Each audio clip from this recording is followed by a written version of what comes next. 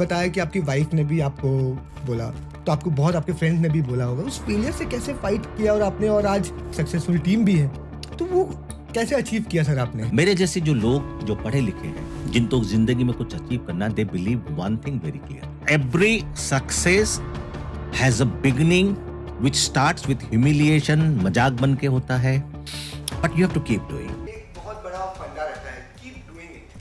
तो सर इस फंडे के बारे में बताइए। किसी भी बिजनेस, किसी भी प्रोफेशन या कोई भी काम, चाहे वो खेल ही हो, कभी भी ग्राफ 45 डिग्री होता है। ग्राफ हमेशा अप डाउन ही होना चाहिए। मेरा ये बोलना है, जब आपके लाइफ में आप कुछ नया करने जाओगे, लोग आपका मजाक भी बनाएंगे, आपको फेलियर भी मिलेगी, आपको बहुत ज़्यादा नर्वसनेस भी आएगी, बट छोड़ना इज नो सॉल्यूशन। नमस्कार, स्वागत है आपका हमारे नए शो पे जिसका नाम है India rise the next big thing, power bye evo connect. मैं हूं आपका दोस्त और शो का होस्ट प्रिंस, और आज हमारे साथ जो मौजूद है उनका नाम है सीए पवन कुमार पातोरिया जी। इनको लोग सेकंड इनिंग से इनकी जो लाइफ है उनसे ज़्यादा इंस्पायर्ड होते हैं। फर्स्ट इनिंग में इन्होंने अपनी लाइफ में बहुत कुछ किया, बहुत कुछ अचीव किया है, बट जो सेकंड इनिंग में जो इन्होंने चमत्कार दिखाए है उससे लोग इनसे ज़्यादा इंस्पायर्ड होते हैं। तो आइए उनके लाइफ के बारे में, उनकी ही ज़बानी थोड़ा जानते हैं। तो सर अपने लाइफ के बारे में थोड़ा हमें बताइए, किस तरीके से आपने किया? नमस्ते Prince ji, hmm. Thank you very much for inviting me to your show, and since you have planned the entire show around my second inning, so you keep asking me, and it will be my pleasure to give you the honest reply. तो sir start करेंगे एक question से sir, कि sir आपने start किया था, आपने जो अपने जर्नी स्टार्ट की थी वो एक 1800 रुपीज सैलरी से स्टार्ट किया, और विद इन द 2 इयर्स आप एक सीईओ बने और 15 साल के अंदर एक एंटरप्रेन्योर भी बने। तो सर इस लाइफ स्टोरी के बारे में थोड़ा हमें बताएंगे कि कैसे ये जर्नी आपकी हुआ, तो लोग आपसे भी और ज़्यादा इंस्पायर्ड होंगे मेरे ख्याल से। देखिए, ऐसा है कि मैं जब सीए करके कलकत्ता में आया था, इट वाज 85 नवंबर। उस समय पैसे की वैल्यू बहुत थी, लेकिन CA was not that popular. तो इसलिए मैंने 1800 की नौकरी की थी, but since I was a dedicated employee and I fully devoted my time for the business for which I was appointed, never looking at my watch. So gradually, my efforts were recognized and I became CEO in 2 years. और जहाँ तक सवाल है मेरे entrepreneur बनने की, ये भगवान का आशीर्वाद है। 12 दिसंबर 1996 को सारी इंडस्ट्रियां सुप्रीम कोर्ट के एक पीआईएल से बंद हो गई। उसमें मेरी कंपनी में भी 16 कंपनियां बंद हो गई थी, and it was a big jolt. My employer went bankrupt. Calcutta की फैक्ट्री, उनके पास बेचने का कोई साधन नहीं था, बिकॉज यहाँ की लेबर की ग्रेजुएटी पेमेंट और बाकी सब करना, बैंक्स के इंस्टीट्यूशंस के लोन पेमेंट करना, the liability was far too big. So he sold the factory to me for 1 rupee, and that is how my entrepreneur journey started. Sir जैसे आपने अपना स्टोरी बताया कि लोग इतने कुछ जो कर लेते हैं उनका तो लाइफ वहीं वो अपना सोचते हैं लाइफ में बहुत कुछ कर लिया। आपने तो 59 तक भी इतना करने के बाद आपने कैसे 59 के बाद रीस्टार्ट करने का सोचा? मतलब ये तो बहुत क्रेजी, मतलब आज के यूथ और आज के जेनजी पे अगर जानेंगे तो शायद आपसे बहुत इंस्पायर होंगे कि जहाँ लोग स्टॉप लेते हैं वहां से आपने स्टार्ट किया। इसके बारे में बताइए सर। देखिए, ऐसा है, एट 59 पीपल जो रिटायर करते हैं, those who want comfort in life, I wanted relevance in my life. Hence, I kept on working. हाँ, आप ये जरूर बोल सकते हो कि at the age of 59, owning a volleyball team and starting a volleyball league was a madness. And this I am fully aware of, क्योंकि मेरी बीबी ने भी मेरे पर भरोसा नहीं किया था। जब मैं घर जाके बताया आज मैंने वॉलीबॉल टीम खरीदी है, even she was laughing at me कि पवन तुमको और कुछ मिला नहीं, या बुढ़ापे में तुम्हारा दिमाग खराब हो गया। So every success has a beginning which starts with humiliation. मजाक बन के होता है, but you have to keep doing, you have to keep doing, and results come off. Sir उस फेलियर को, जैसे आपने बताया कि आपकी वाइफ ने भी आपको बोला, तो आपको बहुत आपके फ्रेंड्स ने भी बोला होगा, उस फेलियर से कैसे फाइट किया और आपने, और आज आप जो बता रहे हैं जिस लेवल से हम जानते हैं कि वो जो वॉलीबॉल टीम है आज एक सक्सेसफुल टीम भी है, तो वो कैसे अचीव किया सर आपने? देखिए प्रिंस जी, इसमें कोई बहुत लंबा चौड़ा मेरा एफर्ट्स है नहीं, मैं आपको बताऊं। मेरे जैसे जो लोग जो पढ़े लिखे हैं, जिनको जिंदगी में कुछ अचीव करना, they believe one thing very clearly, you have to keep doing. जब मैं 2021 में 20 में रादर मैंने ये लीग ली थी, उस समय इंडिया में दो ही लीग फेमस थी, क्रिकेट, कबड्डी। या Unfortunately, ISL and hockey, which hockey is our national game, but they were blinking. IPL की फ्रेंचाइज खरीदना मेरी औकात के बाहर था, बिकॉज 15,000 से 20,000 करोड़ चाहिए। और इवन कबड्डी की फ्रेंचाइजी, बिकॉज नई टीम तो आ नहीं रही थी, because of involvement of Bollywood actors and all, उनकी भी वैल्यूएशन काफी ऊपर चली गई थी, क्योंकि स्टार टीवी का अपना चैनल था। Star TV was one of the founder member of kabaddi. तो सस्ते सुंदर टिकाऊ में अगर कुछ हो सकता था, तो वो था कोई ऐसी गेम जिसका नाम हो, लेकिन जो आज के दिन बहुत पिछड़ गई हो। और मैं आपको बताऊं, दुनिया में second most popular game after football is not basketball. Cricket तो आप छोड़ ही दीजिए, cricket is played just by 12 countries. Okay. Second most popular game in the world is volleyball, and third most played game in India is again volleyball. आज से 20 साल पहले इस game का बहुत नाम था जब जिमी जॉर्ज सर थे, लेकिन धीरे धीरे पॉलिटिक्स, ब्यूरोक्रेसी ने इसको खत्म कर दिया। और सर देखो, ऐसा है कि सक्सेसफुल टीम लेके सक्सेस अचीव करना इज नॉट अ कला। The art is you take anyone random from the street and make them professional players and then win the. बड़ी चीज ये नहीं है कि मैंने वॉलीबॉल की लीग खरीदी या फ्रेंचाइज खरीदी।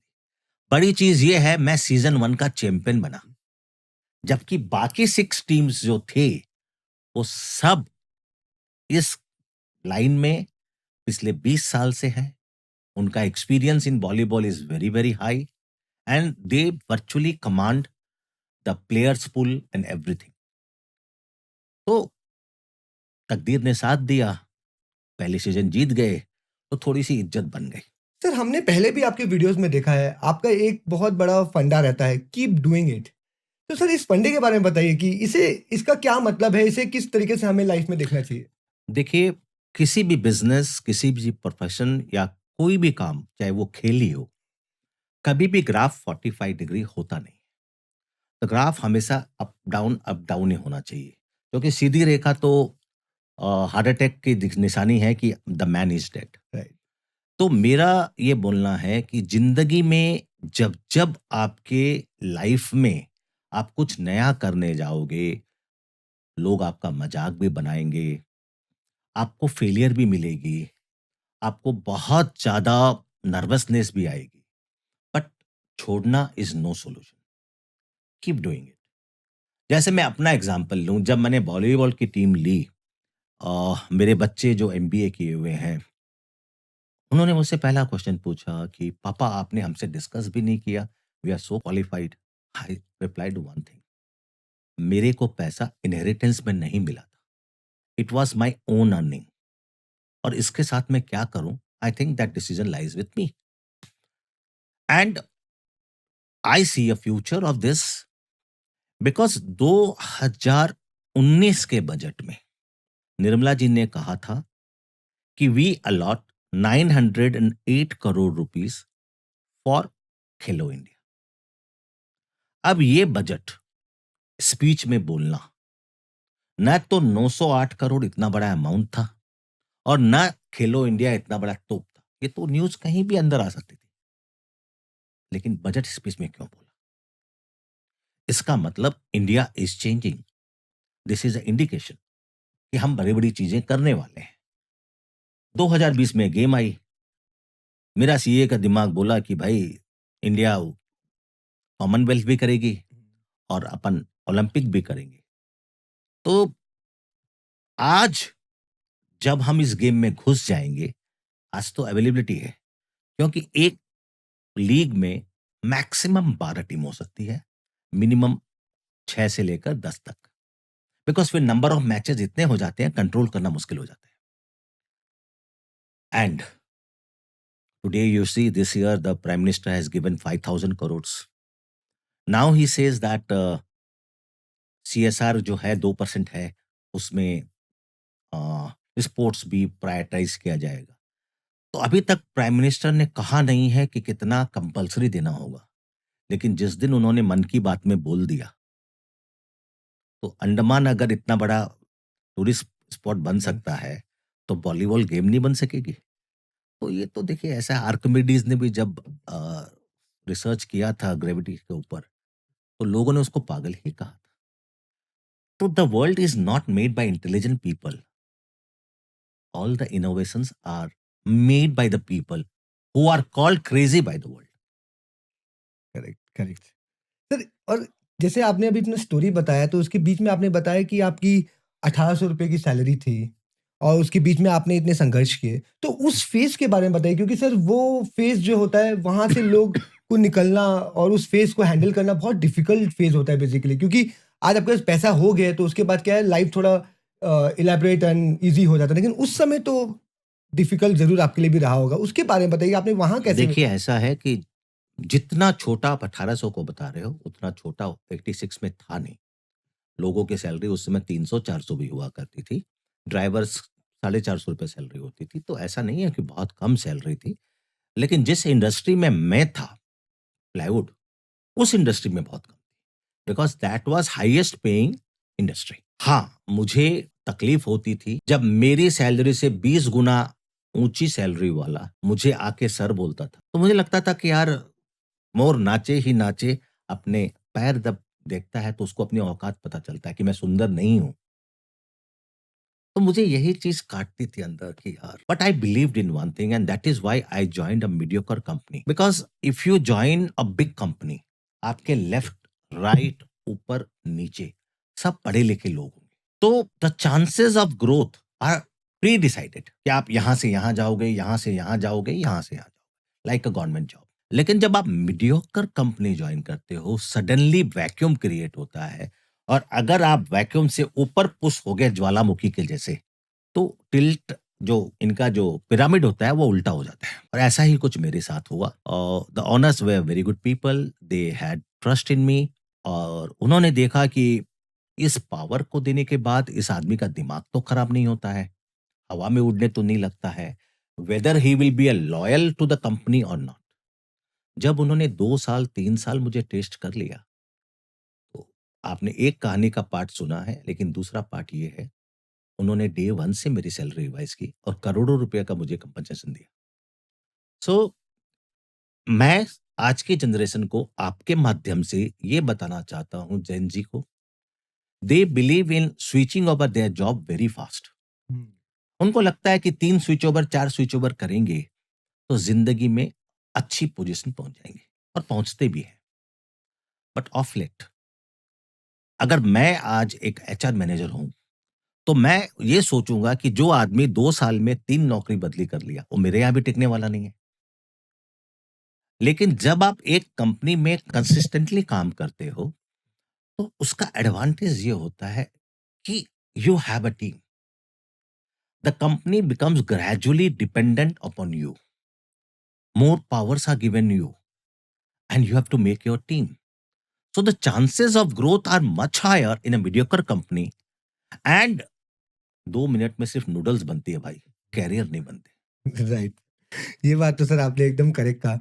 एंड सर लास्टली सर, जैसे कि आपने अपने लाइफ में इतना कुछ अचीव करने के बाद, उसके बाद आपने वापस अपना लाइफ रीस्टार्ट किया, तो ये हंगर जो है सर, आजकल मैं देख रहा हूँ कि लोगों में ये हंगर 30 इयर्स में खत्म हो जाती है, और आप में ये एट द एज ऑफ 59 भी ये हंगर कीप ऑन अराइविंग, और ज्वालामुखी जैसे फट रही है हंगर। ये कैसे सर? इसको कैसे आप माइंडसेट को कैसे प्लान करते हो, कैसे ट्रीट करते हैं? थोड़ा इसके बारे में बताइए। देखिए, ऐसा है ना कि वो जिन लोगों की आप बात कर, देखिए दुनिया में 3 तरह के लोग होते हैं। One who are born with a silver spoon. वो 30 में रिटायर करे, 50 में करे, उनको कोई फ़र्क नहीं पड़ता, because they inherit a very big empire. दूसरे होते हैं जो लाइफ जीरो से स्टार्ट करते हैं, एक जगह पहुंच जाते हैं और वो सेटिस्फाइड कि हमको जो चाहिए था उतना मिल गया। Now I give time to my family. एक तीसरी क्लास होती है, वो ये सोचती है कि अगर मैं बैठ गया तो मुझ में जंग लग जाए। If I can serve the society, if I can serve the nation and still make my name, why not. आज मैंने स्पोर्ट्स लिया, सर मैं पैसे नहीं कमा रहा हूँ, I am burning 6 crore rupees per annum. आज मैंने अगर स्पेशल ओलंपिक लिया, I am not making money, I have to contribute there. The reason is, ये जब आप करते हो, जैसे आप बोलोगे what is the meaning of satisfaction. जब मैंने वॉलीबॉल स्टार्ट की थी, उस समय वॉलीबॉल का रैंकिंग वर्ल्ड वाइड था 177 India. Today we are somewhere around 60 to 70। और जिस दिन हम 50 के नीचे आ जाएंगे, हम कॉमनवेल्थ खेल लेंगे और 2036 में तो हम ओलंपिक खेलेंगे, इसमें कोई दो राय नहीं है। जब देश के लिए कुछ कर गुजरने की आप में भावना आती है, मोदी जी का नया स्लोगन आत्मनिर्भर भारत, आत्मनिर्भर भारत, मैं समझता हूं आत्मनिर्भर भारत खेल में भी होना चाहिए और किसी को तो शुरुआत करनी है। And this feeling that I am contributing for the cause of nation and I am motivating the gen Z, gen X, gen alpha, it gives a lot of satisfaction. देखिए, if you want a easy going life, you may retire at 58, 59. But if you really want a classy life, a life which is more meaningful, then you have to work until your system, your body allows. And I believe that one should work till the age of 70 at least, so that the generation below him can take advantage from their knowledge and experience. Sir, जैसे मैंने आपके ना काफ़ी other interviews भी देखे हैं और काफ़ी शोज़ भी देखे हैं, उसके अंदर आप काफ़ी चीज़ों के बारे में, हर इंडस्ट्रीज़ के बारे में आप जैसे कि मैंने देखा है कि आप माइंड कोच भी करते हैं, आप लोगों को बिज़नेस ग्रो करने के लिए भी उनको आइडियाज़ देते हैं और अभी आपने काफ़ी एक इंश्योरेंस के ऊपर आपने काफ़ी अच्छा अपना एक स्पीच और अपना एक पूरा व्यूज़ दिया था। तो उसके बारे में सर थोड़ा हमें बताइए कि उस चीज़ को आप किस तरीके से लोगों तक पहुँचाना चाहते हैं बात को? बहुत अच्छा क्वेश्चन है आपका, प्रिंस जी। और आपने मौका दिया मुझे इस पर मेरा विश्लेषण करने का। देखिए, आज इंडिया में इतनी इंश्योरेंस होने के बाद भी सिर्फ 28% लोग हेल्थ इंश्योरेंस को कवरेज करके बैठे हैं। और एक बीमारी, you are away from poverty, अगर आपके परिवार में एक बीमारी आ गई और इंश्योरेंस कवरेज नहीं है, उस बीमारी में जितने पैसे लगेंगे आप वापस पॉवर्टी लाइन के नीचे चले जाओगे। आपकी सारी मेहनत 10 साल 15 साल की पानी हो जाए। इसलिए हमें यह समझने की बहुत जरूरत है कि हमें अपनी लाइफ को सिक्योर करना चाहिए for wellbeing of our self and our family members. मैं ये स्पीच जब देता हूं, उसका मकसद ये होता है कि लोग अपना फाइनेंस प्लानिंग करने के पहले अपनी insurance planning, because no planning of finance will be successful if you are not covered adequately for your health and life। आज आप एक अच्छी जॉब पे हो, आपको साल का 30 लाख मिल रहा है, ये कोई इनहेरिटेंस नहीं है।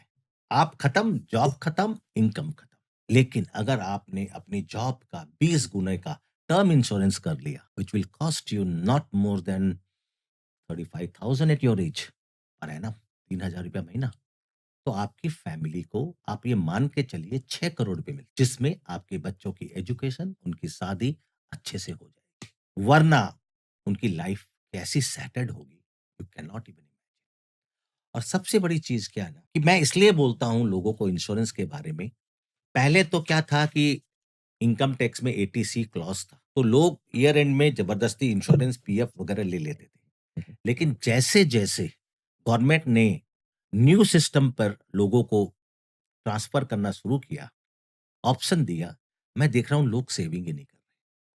और मजे की बात क्या मालूम है, जिनके पास टू व्हीलर है, थ्री व्हीलर है, फोर व्हीलर है, उसका उन्होंने बम्पर टू बम्पर इंश्योरेंस कर रखा है अपनी जिंदगी का। वो समझते हैं वो इमोर्टल है। अरे भाई, तुम्हारा स्कूटर 1.5 लाख का होगा, तुम्हारी गाड़ी 5 लाख की होगी, 7 लाख की होगी, तुम्हारी एक आंख की कीमत 20 लाख है, तुम्हारी एक लीवर, आधी लीवर काट के दोगे, 65 लाख कीमत है उसकी। तो अपनी बॉडी को सबसे पहले इंश्योर। और सबसे बड़ी बात है, तुम्हारी जो ग्रोथ हो रही है, वो 8% से हो रही है। इंश्योरेंस का जो खर्चा बढ़ रहा है वो 16% से बढ़ रहा है।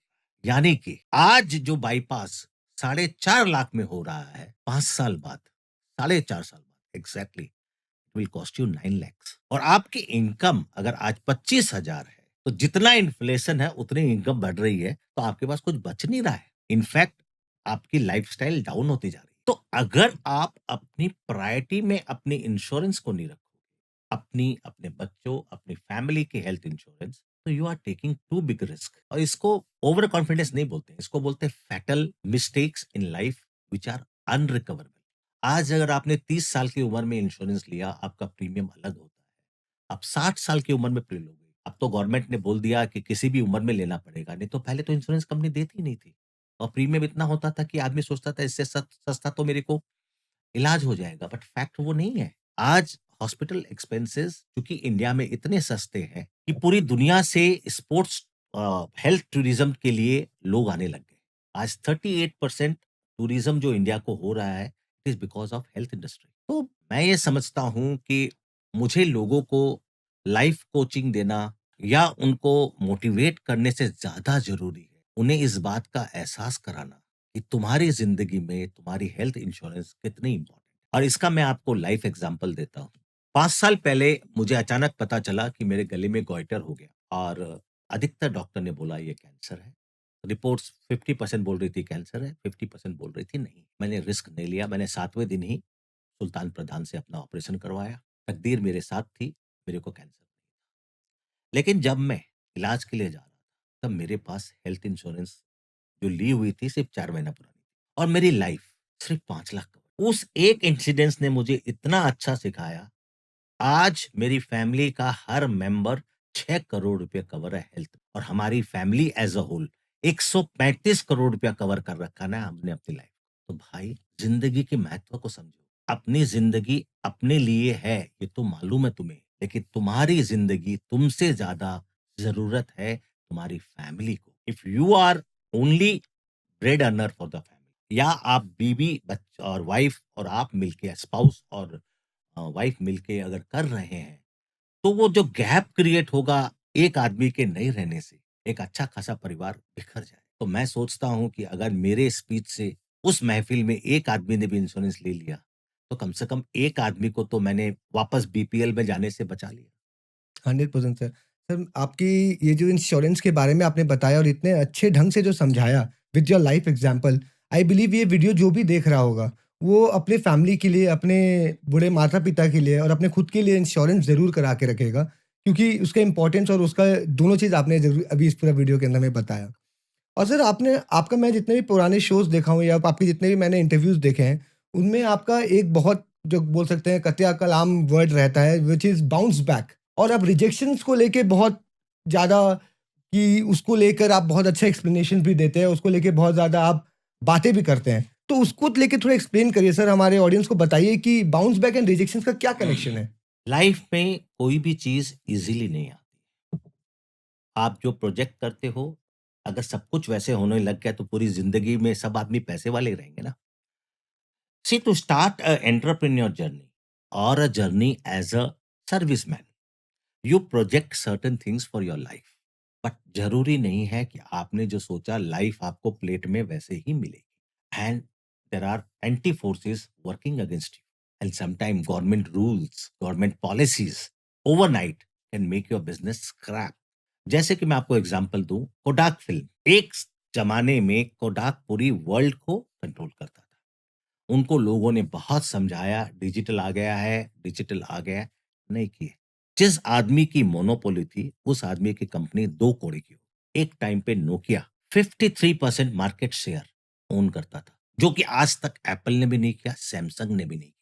उसने स्मार्टफोन नहीं लाया, उसने अपने सॉफ्टवेयर को एम्बियन से चेंज नहीं किया एंड्रॉइड में या दूसरे में। एज अ रिजल्ट लोग भूल गए।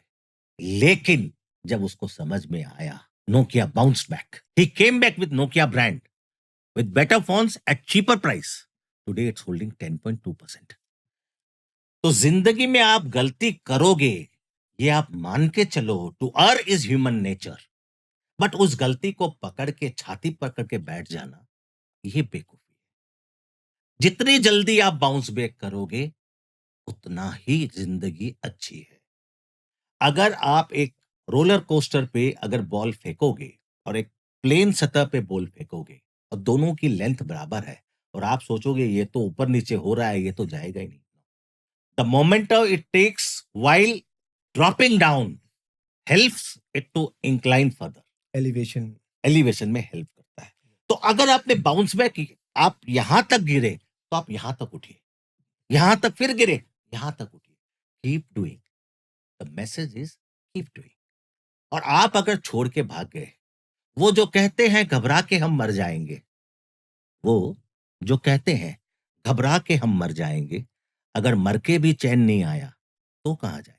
सर, काफी इंटरव्यूज में मैंने आपको कहते हुए सुना है कि communicating with अनप्रिपेयर्ड mind is not impactful. इसके बारे में सर इसमें थोड़ा लाइट दीजिए, क्या है इसको थोड़ा समझाइए मैं प्लीज। यस, देखिए आज का बिजनेस चलता है नेटवर्किंग पे and communication. You should have a very good communication skill. अगर आपके पास कम्युनिकेशन स्किल है लेकिन आप एक ऐसा प्रोडक्ट ले आए for which the market is not prepared, वो फेल हो जाएगा। जैसे मैं आपको एग्जांपल दूं, आपने अपने पिताजी से बोला जब आप 7th स्टैंडर्ड में पढ़ रहे थे, पापा मेरे को मोटरसाइकिल चाहिए। तो क्या सोचते हो, पापा आपको मोटरसाइकिल लाके देगा? एक थप्पड़ा मारेगा। अब आप रोज चिंग चिंग चिंग चिंग चिंग चिंग मोटरसाइकिल चाहिए, मैं खाना नहीं खाऊंगा, मोटरसाइकिल चाहिए, मैं ये नहीं करूंगा। रात को मम्मी उनके दिमाग में भरती रहेगी, बेटे को ले दो ना, बेटे को ले दो ना। अब उसका दिमाग प्रिपेयर हो रहा है, आपके बर्थडे तक उसका दिमाग पूरा प्रिपेयर हो गया। बर्थडे के दिन आपको बोलते हैं ये मोटरसाइकिल मैं तेरे लिए लाया। द डिफरेंस इज, आपने जब ये न्यूज ब्रेक की, he was not mentally prepared because he loves you so much कि अगर एक्सीडेंट हो गया, अगर गिर गया, हाथ पांव टूट गए, लेकिन आपको क्या दिखा? My father does not love me. आपने उसकी फीलिंग नहीं समझी। It's not for money, it's for safety. अगर कुछ हो गया मेरे बच्चे को तो मैं क्या करूंगा? लेकिन जब मम्मी ने रोज प्रिपेयर करना शुरू किया उनके दिमाग को, तो उनको लगा कि जब दुनिया में इतने लोगों का कुछ नहीं हो रहा है तो मेरे बच्चे का होना भी एक पेसिमिस्टिक थॉट है and I have to over. अगर आप कुछ एक बीज को छोड़ के, अगर आप बीज को ऐसे फेंक दो तो कोई खेती पैदा नहीं होती। उसके लिए आपको लैंड को प्रिपेयर करना पड़ता है। लेकिन 2-4 बीज ऐसे हैं जो सुओ मोटो उग जाते हैं। तो इट इज सेड, लोग बोलते हैं मैं अच्छा कम्युनिकेशन कर रहा हूं। अच्छा कम्युनिकेशन का मतलब होता है आपको समझना स्थान, काल, पात्र। आप किसके सामने बोल रहे हो, पात्र, कब बोल रहे हो और कहां बोल रहे हो। आज मैं आके आपको बोलूं, आपको पॉडकास्ट नहीं आता, यहां पे बैठ के अगर बोलूं तो ये पॉडकास्ट में आएगा भी नहीं और मेरा पॉडकास्ट भी नहीं है। लेकिन मैं अगर पॉडकास्ट के बाद आपको समझा के बोलूं you need to improve your communication skill, you will take it as a compliment. Correct. स्थान, मेरा पहला वाला स्थान गलत था। दूसरा वाला स्थान जब मैंने आपको अकेले में बोला, it was my love for you. पात्र वही है लेकिन जगह बदल, समय बदल गया। राइट। तो आदमी को अपने शब्दों को तोल मोल के बोलना चाहिए और हमेशा देखना चाहिए कि उनके जो सेंटेंसेस जो वो यूज करते हैं, सामने वाला उसको उसी परसिवरेंस में समझे। अब आप बोल रहे हो उसको कुछ और, वो समझ रहा है कुछ और, तो ये कम्युनिकेशन गैप से आप में आपस में मिसअंडरस्टैंडिंग होगी एंड आप चाहे उसके भले चाहने वाले हो फिर भी आप उसका बुरा बन जाओगे उसकी नजर में। जैसे अगर आपने मुझे अकेले में बोला कि सर आप इतने ज्यादा फिल्मी अंदाज में रहते हो, ऐसा लगता है बूढ़ा घोड़ा लाल लगाम, हो सकता है मैं माइंड नहीं करूं। लेकिन अगर आप मुझे पब्लिक में बोलोगे तो हो सकता है मैं आपको चाटा भी मार दूं कि what is age, age is a number, I am younger than you. So the thing is, the perception is that you have to understand कि communication to a unprepared mind is always a waste. It doesn't mean कि तुमने efforts नहीं किए, तुमने समय के पहले efforts कर दिए। बेटे को भी काम कराना है ना, तो पहले उसको पुचकार के बोलना पड़ता है। मुझे मालूम है बहुत छोटा काम है, तू तो 5 मिनट में कर देगा, लेकिन तेरी बहन को बोलूंगा तो 25 मिनट नहीं होगा। तो वो सोचेगा अरे बाप को मेरे से इतना एक्सपेक्टेशन है। So you are preparing the mind before you give instructions. Most people fail because they go and communicate to a unprepared mind.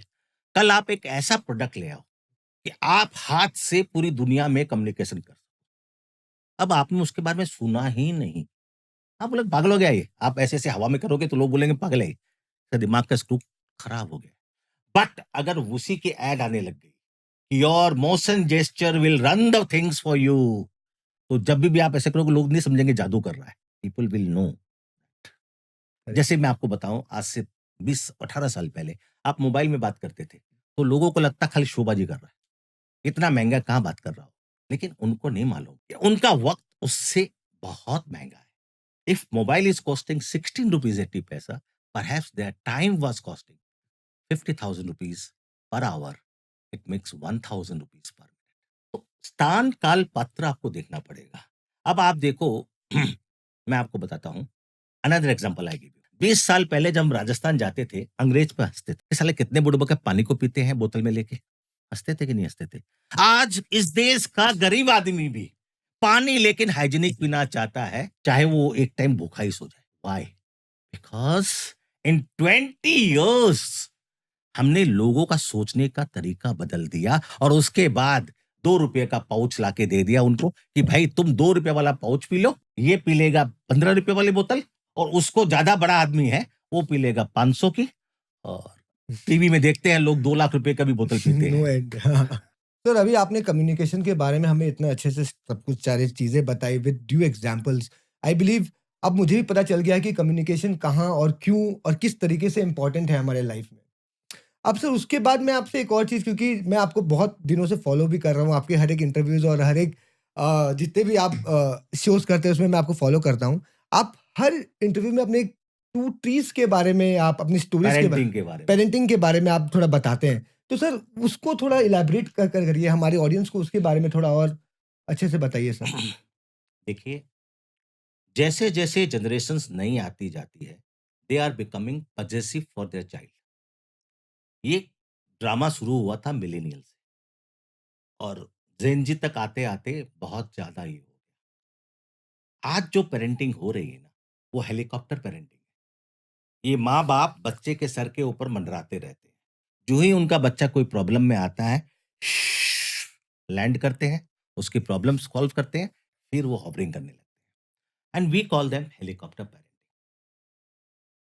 But the fact is, if your child is incapable, if he's a special child, doing a helicopter parenting is still advisable.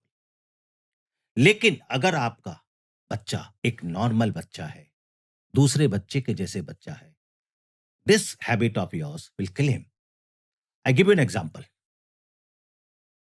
दो दोस्त थे, दोनों ने दो पेड़ लगाए। एक ने अपने पेड़ को खूब पानी दिया, खूब खाद दिया, खूब मदद की, उसकी बहुत मदद की। दूसरे ने कुछ भी नहीं किया, पेड़ लगा के बस भूल गया।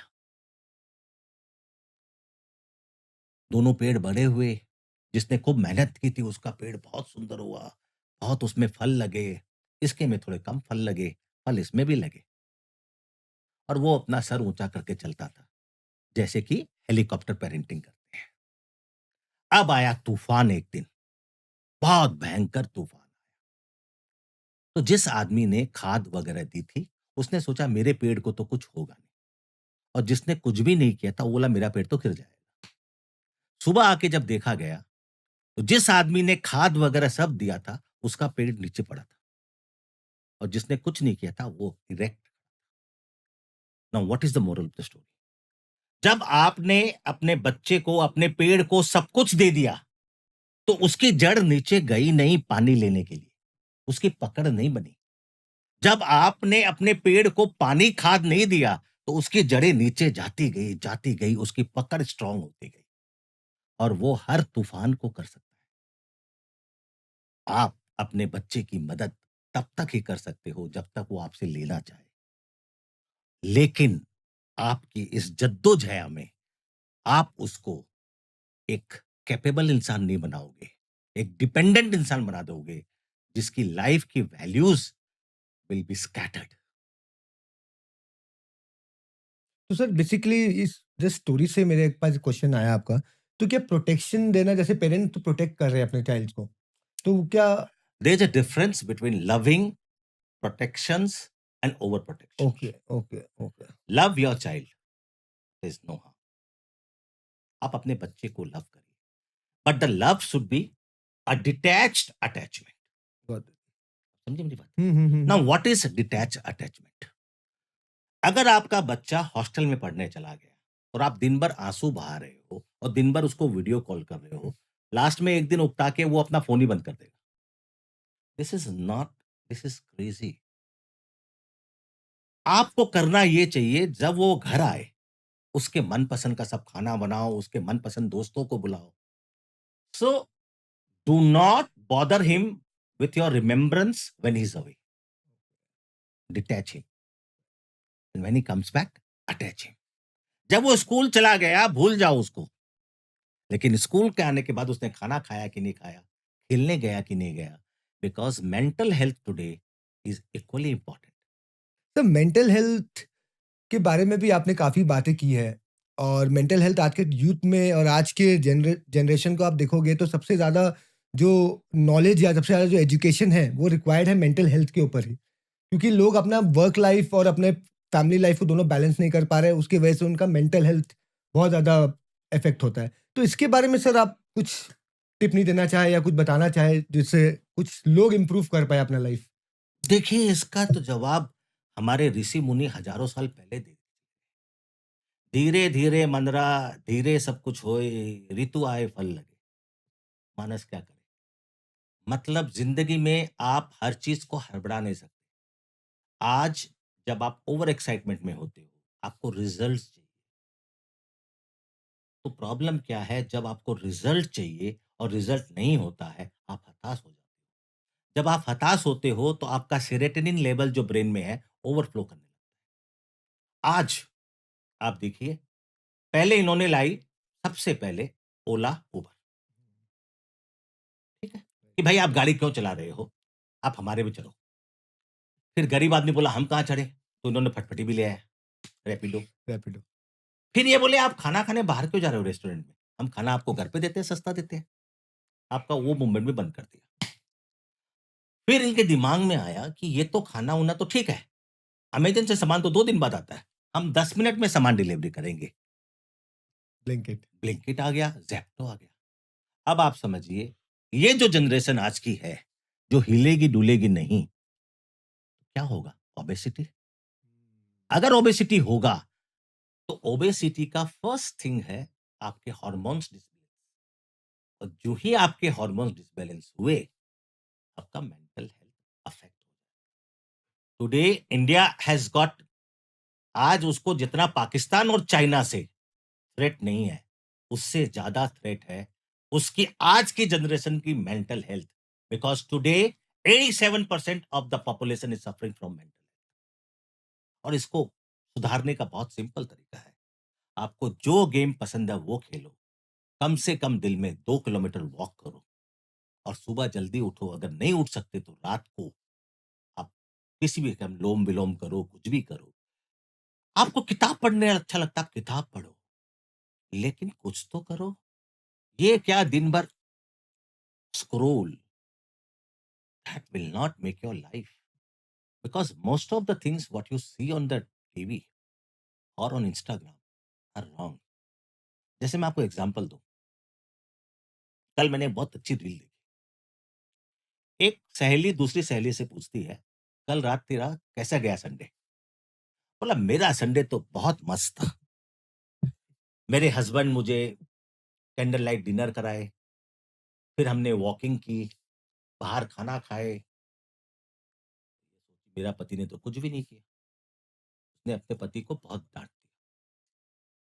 रात को उसका पति सब सुन के सुबह ऑफिस गया, अपने फ्रेंड से पूछा, कल तेरा संडे कैसा गया? बोला तेरा कैसा गया? बोला मेरा तो मस्त गया, मैं तो घर पे रहा, घर पे खाना खाया, घर पे. बोला यार मैं इलेक्ट्रिसिटी का बिल भरना भूल गया था, तो घर की लाइट चली गई. लाइट चली गई तो श्रीमती जी ने खाना नहीं बनाया, खाना नहीं बनाया तो मुझे होटल जाना पड़ा. होटल में इतने पैसे लग गए कि वापस आने के लिए पैसे नहीं थे, तो हमको पैदल आना पड़ा. और पैदल आके कैंडल लाइट में हमको घंटों बैठना पड़ा, बिकॉज नींद नहीं आ रही. अब आप देखो, एक मजबूरी को उसने एक एंटरटेनिंग लाइफ बना दी और आप सोचने लगे कि उसके पास सब है, मेरे पास कुछ नहीं।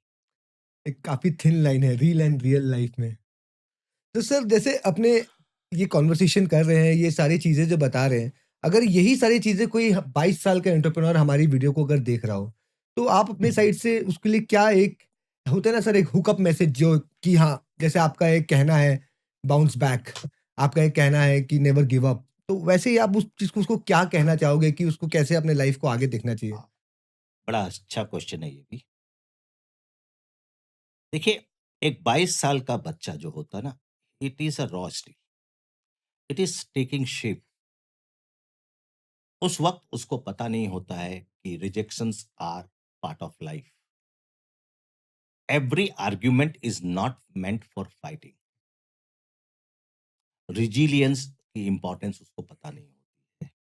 वो कंपेयर करते हैं अनइवन प्लेटफ़ॉर्म्स को, जो कि उनके लिए फैटल होते हैं। जैसे मैं आपको एक बात बताऊँ,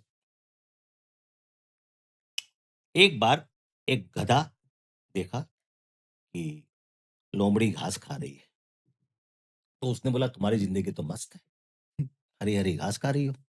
लोमड़ी बोली हरी घास? मैं तो नीली घास खा रही हूँ। बहुत आर्गुमेंट हुआ, राजा के पास गए।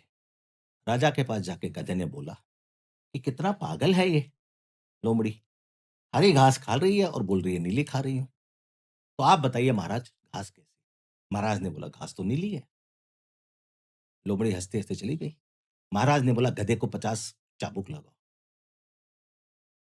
गधा को जब 4 चाबुक पड़े तो उसने पूछा महाराज मेरी गलती क्या है?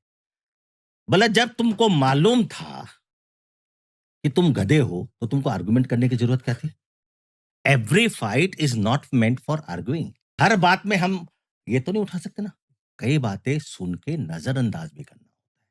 और सबसे बड़ी चीज जो लाइफ में मैं जो एक मैसेज लोगों को देना चाहूंगा, that is success is 10% of your talents, only 10% and rest 90%? Is discipline. If you are a discipline person, nobody can stop you from being successful. So try to be disciplined. अगर आपको 3 बजे पहुंचना है तो आप 3 बजे पहुंचिए, या अगले से पूछिए कितना बजे शुरू होगा, उतने बजे पहुंचिए। लेकिन 3 बजे बोल के 5 बजे आप पहुंचोगे, हो सकता है अपने देश में आपके रुतबा की वजह से लोग आपको एक्सेप्ट कर लें। लेकिन जो ही इस भारत की बाउंड्री से बाहर निकलोगे और आप अगर 2 मिनट भी लेट हो गए, जापान, फ्रांस, रसिया, वो आपको एंटरटेन भी नहीं करेगा। और तब तक आपकी हैबिट्स इतनी खराब हो जाएगी कि आप सोचोगे 3 मतलब 5। लोग लेट खुद होते हैं और ब्लेम देश को करते हैं। इंडियन स्टैंडर्ड टाइम, अरे भाई लेट तू हुआ है, इसमें देश का क्या बदनामी है? लोग करते हैं। सर अब आपके साथ एक रैपिड फायर राउंड करेंगे। उसमें मैं आपसे कुछ क्वेश्चन पूछूंगा, आपको अपने हिसाब से उसका आंसर मुझे जो क्वेश्चंस बताने लायक होंगे वो मैं बताऊंगा। पक्का पक्का डन। जहां मेरे रिजर्वेशंस होंगे मैं बोलूंगा पास। Okay sir. तो सर जैसे आपने अपने बिजनेस के बारे में बताया, आपने पूरे लाइफस्टाइल के बारे में बताया, आपने पूरी स्टोरी के बारे में बताया, तो आपसे एक ही चीज पूछना चाहूंगा, यहाँ तक पहुंचने के लिए आपने कितने अटेम्प्ट्स लिए? देखिए, अनगिनत अटेम्प्ट्स हुए होंगे, अब तो याद करना भी मुश्किल है। But success never comes in one go, it always comes in parts. And at every, जब आप एक लेवल पे पहुंच जाते हो, वहां कुछ क्षण विराम करने के बाद फिर नेक्स्ट जंप मारनी होती है। अगर आप एक ही बार में लंका को पार करने जाओगे पॉसिबल और नहीं। अगर आपका मिस जजमेंट हो गया तो समुद्र में ही गिरोगे। राइट। सर एक ऐसा कौन सा डिसीजन है जो आपने लिया और आपका वो लाइफ चेंज कर दिया उस डिसीजन ने? That's a very million dollar question. मैं समझता हूं मेरा एक डिसीजन जिसने मेरी लाइफ चेंज की आज, वो है to become a sports entrepreneur. हालांकि फाइनेंशियली मुझने मुझे बहुत धक्का दिया, 25 करोड़ से ऊपर मेरा लॉस हो गया 4 साल में। बट जो मजा फील्ड पे आता है, जो मजा उस तालियों के गड़गड़ाहट में आता है, और जो रिकॉग्निशन दुनिया से मिली, उसके सामने पैसे की कोई वैल्यू नहीं। जब मैं पैसे कमाता था टॉप ऑफ माय करियर पे था, मुझे हार्डली 600 लोग जानते थे। आज मुझे पैसा खो रहा हूँ, जम के खो रहा हूँ, 50 लाख रुपए महीना खो रहा हूँ, लेकिन एक 1.6 करोड़ लोग मेरे फैन्स हैं।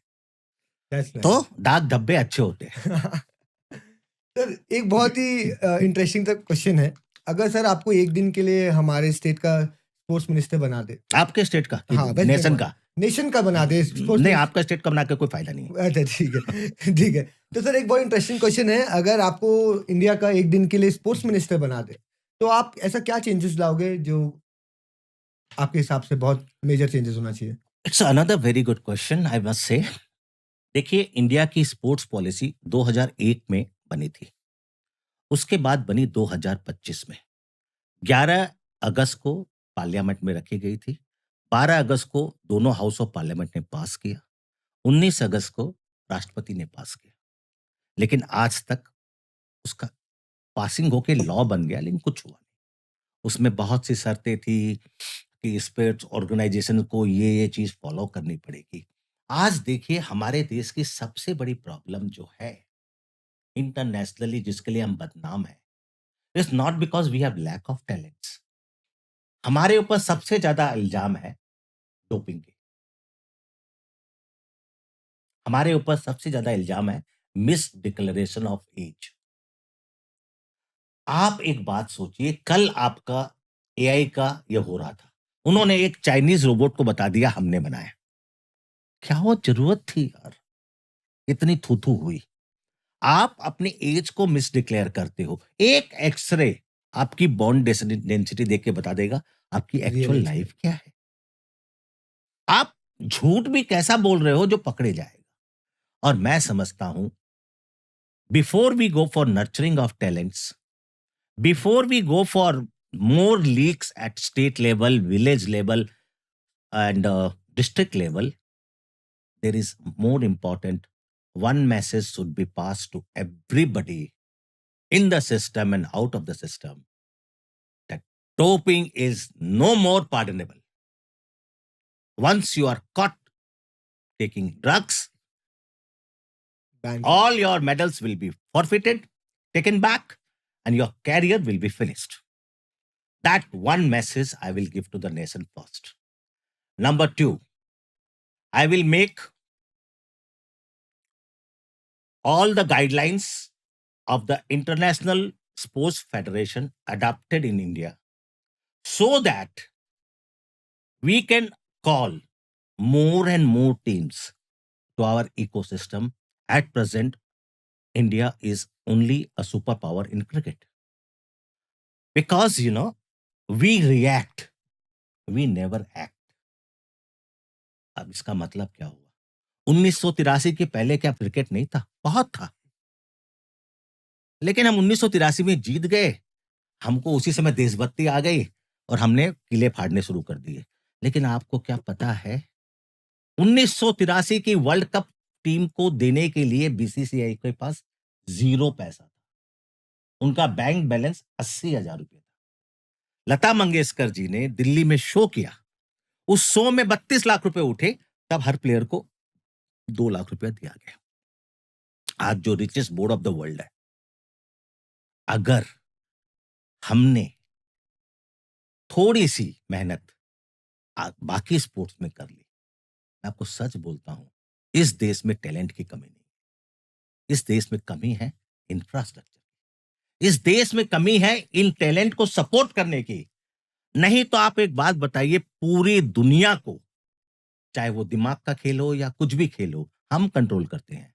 दुनिया की बेस्ट 20 कंपनी देख लीजिए, टॉप पे इंडियन बैठा हुआ है। तो जिसका दिमाग इतना शार्प है, उसका क्या बॉडी एकदम जीरो है? नहीं। हमें खेल को और प्रोत्साहन देना पड़ेगा। हमें बोलना पड़ेगा, हर स्टेट को बोलना पड़ेगा कि अगर तुम ओलंपिक गोल्ड लेके आते हो, हम तुम्हें 5 करोड़ रुपए देंगे। अगर सिल्वर लाओगे 3 करोड़ देंगे, अगर ब्रॉन्ज लाओगे 2 करोड़ देंगे। आज सिर्फ दिल्ली और पंजाब दे रहा है। तो जितने प्लेयर आ रहे हैं, दिल्ली पंजाब से आ रहे हैं। क्यों नहीं आ रहे आपके यहां से? आप 2 रुपया नहीं देते हो। आपको एक चीज समझनी पड़ेगी, एक प्लेयर जब अपनी जिंदगी देश के लिए देता है, तो उसकी सबसे पहली रिक्वायरमेंट होती है उसकी फैमिली की सेफ्टी। वो कहां से आएगी? अब इस गवर्नमेंट ने इस बिल में एक काम किया है, ये 60,000 रुपया देंगे 3,000 प्लेयर को 12 साल से ऊपर को फॉर नेक्स्ट 15 ईयर्स, कि तुमको कोई भी टेंशन नहीं है अपने घर खर्चे का, तुम सिर्फ स्पोर्ट्स को। जिस दिन हमने ये कर लिया, उस दिन आप समझ लो इंडिया आत्मनिर्भर खेलों में भी हो जाएगा। बोलो राधे राधे। राधे राधे राधे। सर एक लास्ट क्वेश्चन है आपसे, मेरा जो इतना कुछ जानने के बाद आपसे एक क्वेश्चन पूछना बहुत इंपॉर्टेंट है क्विक कि फायर आपका खत्म हो गया? हाँ क्विक फायर में खत्म हो गया है। उसमें लास्ट क्वेश्चन एक ये है सर हम्म, कि आज जो यूथ है, ये यूथ को आप अपने साइड से क्या मैसेज देना चाहेंगे कि क्या ऐसी गलतियां हैं जो नहीं करे तो वो लाइफ में आपके जैसे या आप जैसे बड़े एंटरप्रेन्योर जैसे कुछ बन सके लाइफ में? मैं इनफैक्ट मैसेज देना चाहता हूं, not to the youth but a generation behind them. ये जो जेनजी के ऊपर जो जनरेशन है मिलेनियल्स, और उसके ऊपर जो जनरेशन है जनरेशन एक्स, मैं उनको एक मैसेज देना चाहता हूं कि क्रिटिसाइज करना बंद करो जेनजी को। They are the most capable generations which has come out so far in the world. Believe in them. उनको ताने मारने से वो काम नहीं करेंगे। जैसे कि मैं एग्जांपल देता हूं, कोई भी जेनजी का आपने आज तक फोन की घंटी नहीं सुनी होगी, क्योंकि उनका फोन साइलेंट ही रहता है। और जब आप फोन मिलाओ, उनका मिस कॉल हो गया तो आप चिल्लाने लगते हो। एक तो तुम कभी जिंदगी में फोन चालू नहीं रखते, पता नहीं क्या स्टाइल है तुम्हारी। लेकिन वो इतने नोटिफिकेशन आते हैं उनको, इस न्यूज़पेपर का, उस न्यूज़पेपर का, क्योंकि उनको अपडेट रहना है। टिंग टिंग टिंग बजेगा तो एनवायरनमेंट में साउंड पोल्यूशन हो रहा है। They don't want that. So you have to understand why they are doing it.